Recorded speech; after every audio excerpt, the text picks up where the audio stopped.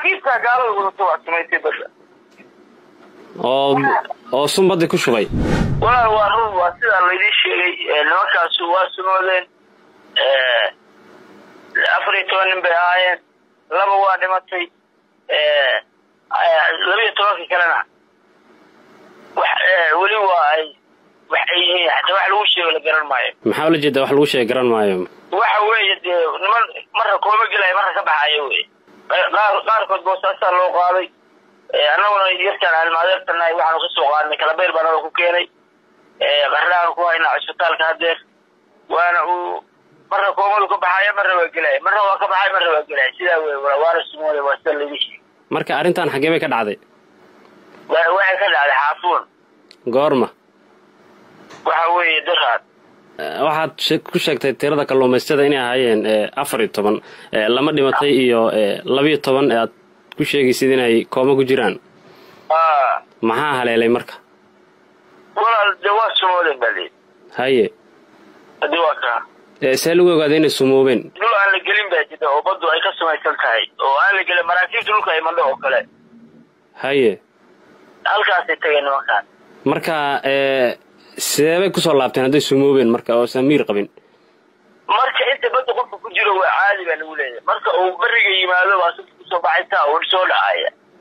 marka meeshaas intee meel ay u jirtaa xaafuun marka meel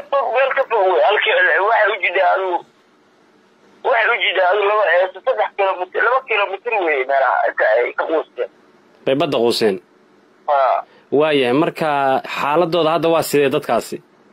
dadka xaaladooda inay marna koobay galayaan marna way ka baxayaan qaarkood boosaasa lagu hayo anoo kaano ayno dalka ku hayno wallahi nin lito weey haye maxaa calaamadaha ka muuqda marka jirkiisa iyo qaab ahaantiisa wala si kale dirigiisa waa bedelay dhaqaatiirta maxay idin sheegeen maadaama mid kamid ah isbitaal ku haysaan oxygen baa lagu xiray oxygen baa ku xiran oo naqaskaaba ku dhagan waayahay xaaladan marka ilaa intee bay soo taagnayd waxaa tiri meelo waxaa jirta aan la gelin amaba aan loo dhowaan oo badda ah maxaa sumaysan baa jiray ama biyo dheer oo meel biyo dheer oo aan loogu talagelin qofka binaadamka inuu wax u doonto ama ka quursado haye jawaanka marka ay tageen waa kaambe caadi noocan guray kalluumaysato badda jiriifaysi ma ahayn waa kaambe guray kaambe wax la kaamba maxaa la dhahaa marka dadka aan fahansanin halkaas u faafay kaambe kambada laga guro way midna waa kalluun midna waa kaambe mayo kaambe waa gooni oo kala dhoofiyo gudaha loo dhigo arintan waxaa tiri hore u dhacday ma sidaanoo kale bay dadku ugu sumoobeen oo wax ugu noqdeen hadda ka hor 3 nin baa saas kale waxay ahaayeen 10 nin 3 nin baa ka dhimatay 7 kalena ilaahay waa ka badbaadiyay horta biliga kooma ku jira bacaadi noqday hadayba sidaas tahay oo dadka ogaayeen in meeshaas ay tahay sun soo khatar loo bareeray halka ay ka dhacay dheer meel dhoob ee halkaas meesha ay ka dhacday hadibadu waa wala badan tahay dalaskiga ku qofka maqay oxygen baa lagu xiray goorta uu soo miirsado daawan kara soma laakiin markii uu soo miirsado wax ma hadlay qofku wax ma sheegaya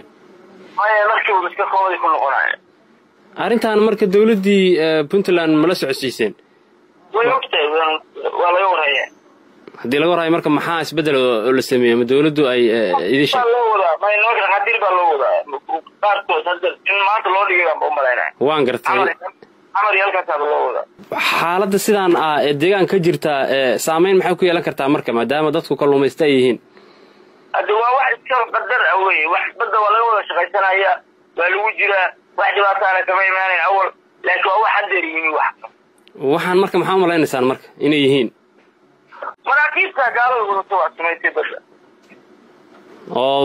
oo sunbadi ku shubay dhulkooda maraakiibta marjiday weey